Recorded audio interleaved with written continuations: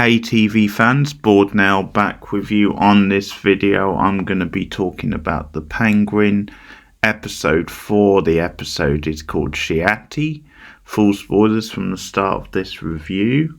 So this is a character focused episode on Sofia. So with her fate hanging in the balance from the cliffhanger from last week, we dive a bit into her past and the whole thing where she was actually locked up in Arkham Asylum. So we get a good look at that facility in this episode. A lot of the episode is spent with her there. And that's as a result of her father trying to cover up a crime which he committed, which he tries to pin on his daughter. So the whole thing is we jump back into the past.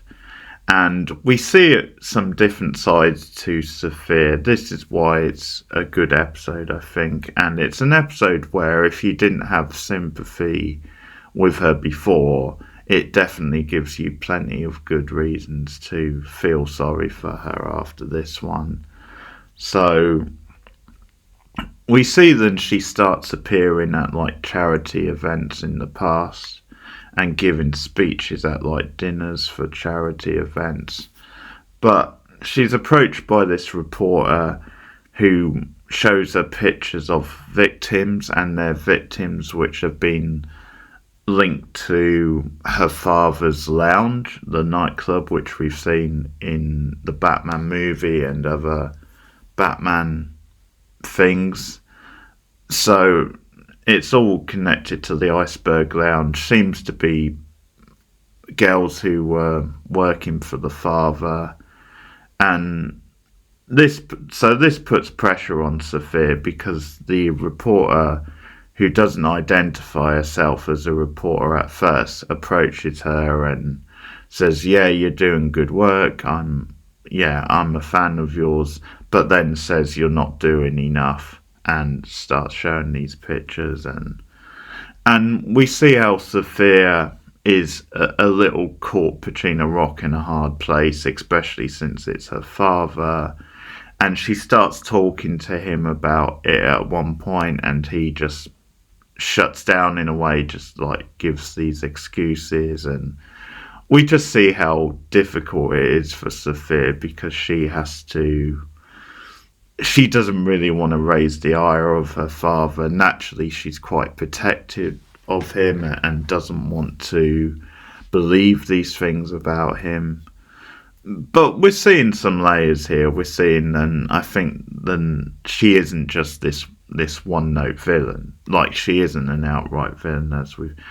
The show has already given us some good reasons to have sympathy with her, but this episode, as I said, does an even bigger job of that. And once again, Christine Milletti shows some great acting throughout the episode, has some really tough scenes because things come to the head where the father has the reporter killed off basically, and Sofia knows this, but she's the one who gets blamed for it. And the father has connections with the courts and with Arkham Asylum, and as a result, Sofia goes away to the asylum, and her brother Alberta tries to get her out, but he can't.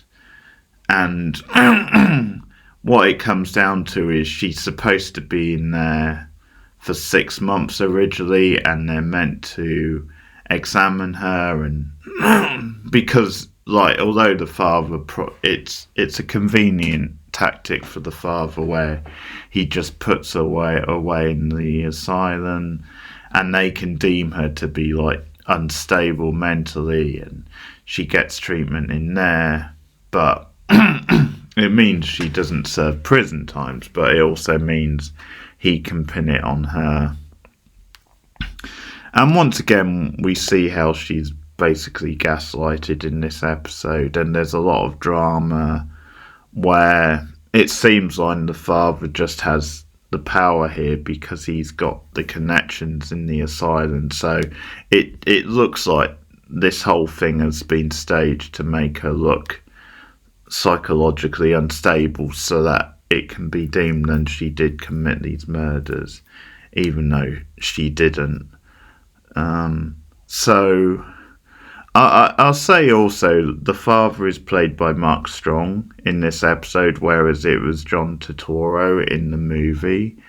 And that was a bit distracting because Mark Strong is a good actor, but I think playing this sort of role, he's just not as strong, if you excuse the pun.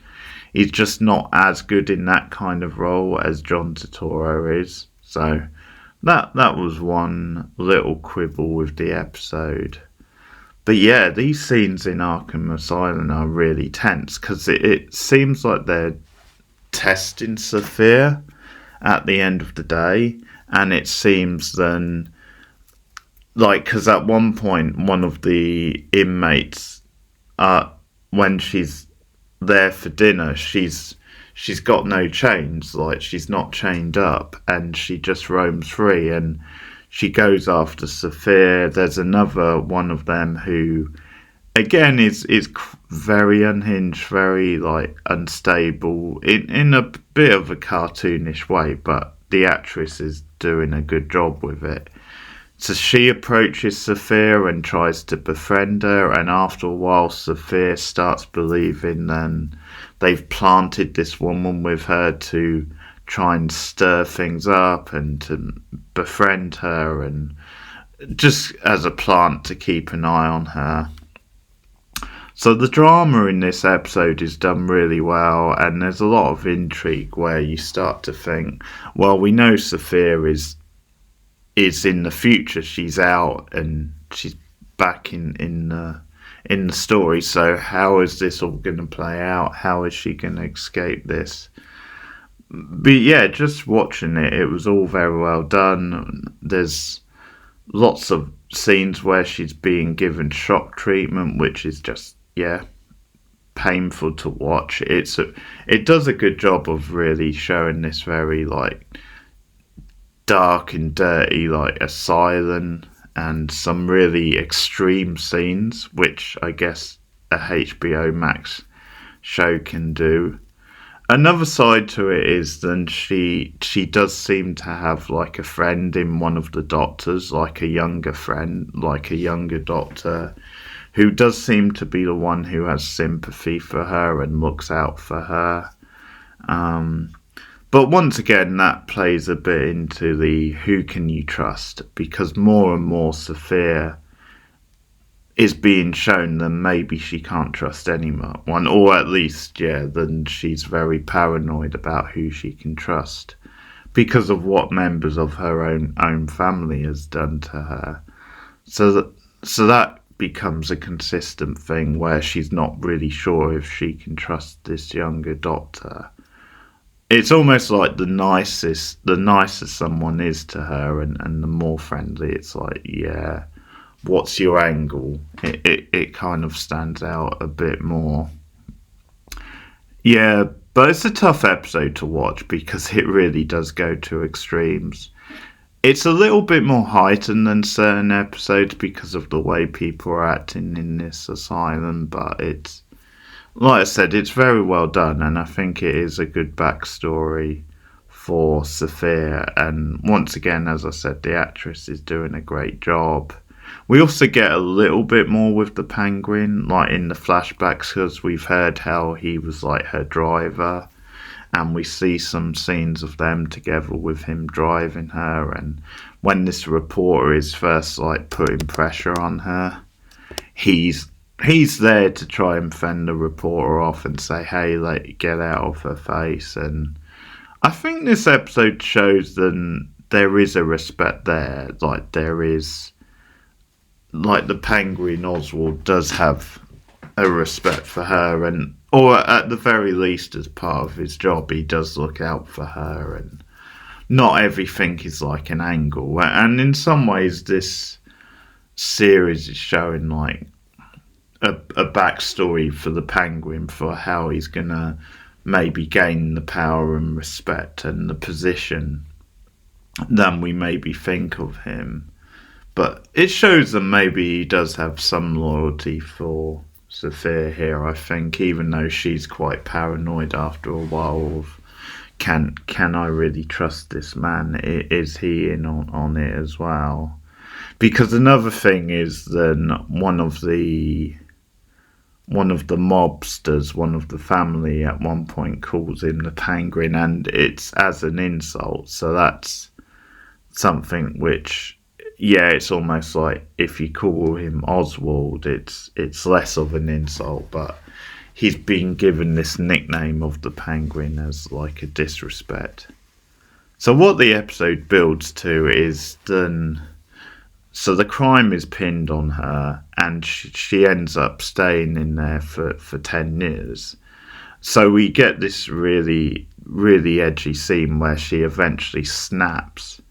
And it's when she's found out that they've pitted it on her, then she's been found guilty and everything. Because in an earlier scene, like, she's smart enough not to take the bait and not. It's almost like they're daring her to violently attack someone, and eventually she does, like later on with this one girl, and that seals her fate. So she's in there for 10 years, and her brother pulls some strings. She gets out. At that point it would be easier to get out because everything has blown over. Also, I'm assuming the father would be dead by this point, depending on when this is. Because the brother pulls some strings. It must just be before he dies, but he gets her out and she's free once again, but she comes out a very changed woman. And that's what I like. I think over the course of the episode, we see how she probably starts off from a position of being quite naive and not really clued up to what the family get up to and some of their dirty business. And she just seems like, in a way, an ordinary girl who is trying to do some charity work, trying to live a respectable life. And she is changed because of her experience in the episode. And she just comes out a lot more bitter, a lot more cynical, but also a lot more determined to get revenge on people and to show what she's made of. So, as I said, it's an effective backstory. So we have this dinner with the family, and again, they're talking down to her, they're talking over her, and we've seen that she likes to make a scene to like rebel against them. There's a cute little playful moment where, like, one of her relatives, the one with the kid who we've seen in another episode, the kid's there at the dinner table, and Sofia just makes a goofy sort of face with like the food. But yeah, she just speaks her mind at the dinner table and makes a whole scene. And yeah, it's sort of where she is really. But that night she hatches a whole plan, and she's just playing mind games because she goes to the kid's room and wants to spend time with her, and what she's doing is she's getting her out of the way so she can hatch her plan. So she takes her to like the greenhouse, and they lay down together and they're kind of playing and talking, and this just feels like, because we saw in the past like her having an interaction with the kid, and that the mother was suddenly very on edge about letting the kid anywhere near her. And it's obviously because of this incident. So she leaves the kid in the greenhouse and she sets off some gas and everybody passes out. So she goes up to like her uncle's room, her uncle or her brother's room, and she wakes him up and she's like, we need to talk. So that's the end of the episode. So really good stuff again. That is The Penguin, episode 4. I will be back soon with a review of episode 5. Let me know your thoughts in the comments below. Like and subscribe. sharing out on social media, and I'll see you again soon. Take care. Bye.